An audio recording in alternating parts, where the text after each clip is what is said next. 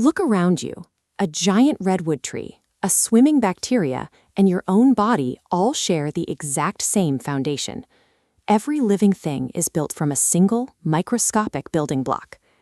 Back in 1665, the scientist Robert Hooke used a rudimentary instrument much like this one to peer into an invisible world for the very first time. Slicing a thin piece of cork, Hooke sketched what he saw. He noticed these tiny, seemingly hollow compartments stacked together. Because they reminded him of small, bare rooms, he named them cells. Hooke was looking at the skeletal remains of autonomous, self-sustaining biological cities, each one packed with specialized machinery that powers every heartbeat and thought. A cell actually performs two distinct roles simultaneously. It provides the physical shape and structure of a living organism, while also executing all the functional work, digesting food, producing energy, and managing waste necessary to keep that organism alive. To really grasp how this works, you have to picture the cell as a highly organized, microscopic factory.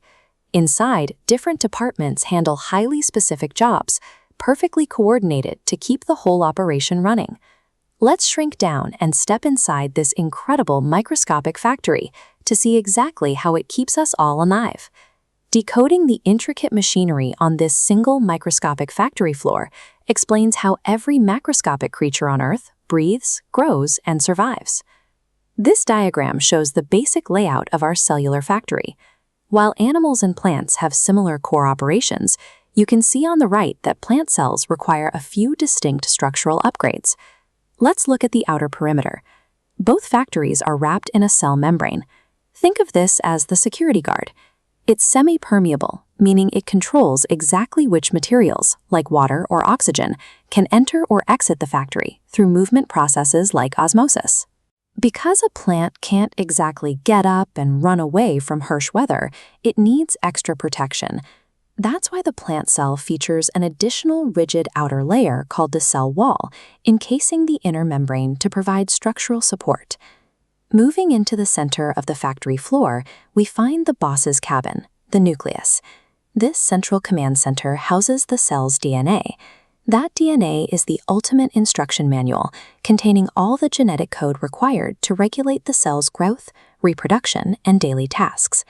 While the sturdy outer boundaries protect the factory from the chaotic outside world, it is the nucleus sitting securely in the middle that dictates every single operation happening inside. This animation shows the factory's primary assembly line branching directly out from the boss's cabin. This complex folded network of tubes and sacs is called the endoplasmic reticulum, or ER. The ER is split into two specialized manufacturing zones. The smooth ER handles the synthesis and storage of fats and hormones, while the rough ER is strictly dedicated to building proteins. If you look closely, the rough ER gets its name from thousands of tiny worker machines stuck to its surface. These are ribosomes, and they physically assemble the small protein chains the cell needs to survive. Once those proteins and fats are built, they need a shipping label. That's where the Golgi apparatus comes in, acting as the cell's internal post office. The Golgi receives raw materials from the ER, sorts them, modifies them, and packs them tightly into tiny bubbles called vesicles. These vesicles are then dispatched for transport across the cell or secreted outside. Through this interconnected system, raw instructions sitting in the nucleus are physically transformed into life-sustaining products, neatly packaged, and distributed exactly where they are needed. This diagram highlights the organelle responsible for keeping all this machinery running, the mitochondria. It's the biological powerhouse of the cell. The mitochondria performs cellular respiration, burning fuel to produce functional energy in the form of a molecule called ATP. Interestingly, they even carry their own separate DNA, distinct from the nucleus. Plant cells, however, also have their own dedicated kitchen. These green, oval organelles are called chloroplasts. They use a pigment called chlorophyll to capture sunlight and manufacture food entirely from scratch. But heavy manufacturing creates heavy waste and hazards. To maintain safety, the cell deploys lysosomes. Packed with digestive enzymes, these sacs dissolve foreign agents and cellular debris, earning them the nickname suicide bags. Finally, there are the vacuoles, which act as storage warehouses for water, sugar, and waste. If we pull back, you can see a massive central vacuole dominating the plant cell's interior, providing rigidity, while animal cells only use a few tiny ones scattered around. The inability to generate localized energy or neutralize internal waste brings the entire operation to a halt. Without these systems, a cell loses the ability to maintain itself and quickly dies.